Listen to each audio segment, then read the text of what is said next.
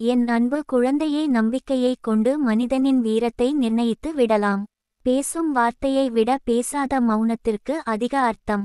வாழ்க்கையை துறந்தவன் புத்தன் ஆகின்றான். வாழ்க்கையே இழந்தவன் சித்தன் ஆகின்றான். பயத்தின் முடிவே வாழ்க்கையின் ஆரம்பம். சில எண்ணங்கள் நிறைவேறவில்லை என்பதால் வாழ்க்கை முடிந்து விடாது. ஏதோ ஒரு காரணத்தால் நான் உன்னை காப்பாற்றி இருக்கிறேன் என்று மகிழ்ச்சி கொள். யாமிருக்க பயமேன். ஓம் முருகா போற்றி போற்றி. ஓம். என் அன்பு குழந்தையே, முருகனின் பக்தன் என்பது சாதாரண காரியம் அல்ல. யாரிடமும் இல்லாத மனோதிடம் உடையவனாக இருப்பான். எல்லாவற்றையும் புரிந்து கொள்ளும் மனோதிடம் உள்ளவனாக இருப்பான். என்னை குருவாக அடைந்த எவனும் அவ்வளவு சாதாரணமாக எதற்கும் கலங்க மாட்டான். தலைபோகிற விஷயமானாலும் என் முருகன் இருக்க என்ன கவலை என்று எதிர்த்து நிற்பான்.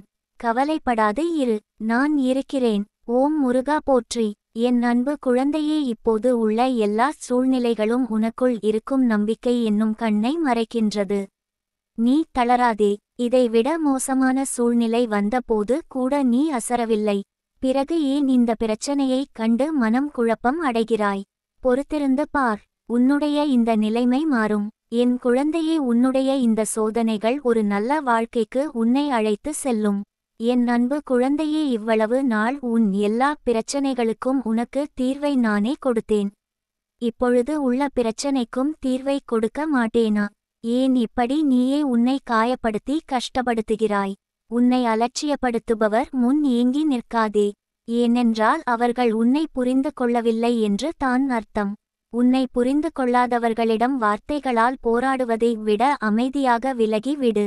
நான் பார்த்து கொள்கிறேன், நீ கவலைப்படாமல் இரு. ஓம் சரவண பவ. என் அன்பு குழந்தையே, விரைவில் நீ வேண்டியதை என் கைகளிலிருந்து பெறப்போகிறாய். நீ இழந்தது எதுவாயினும் அதை உனக்கு கிடைக்கச் செய்வேன். உனது கண்ணீரை ஆனந்த கண்ணீராக மாற்றுவேன். ஏன் வாழ்கிறோம், இந்த வாழ்க்கையே வேண்டாம் என்று எதிர்மறை எண்ணங்களோடு இந்த மாதிரி முடிவெடுக்காதே. வாழ்க்கை புத்தகத்தில் சுவாரஸ்யமான பக்கங்கள் பின்னாடி இருக்கின்றன. நீ இன்னும் அந்த பக்கத்தை திருப்பி பார்க்கவே இல்லை. கொஞ்சம் பொறு, பல மகிழ்ச்சியான தருணங்கள் அதில் இருக்கின்றன.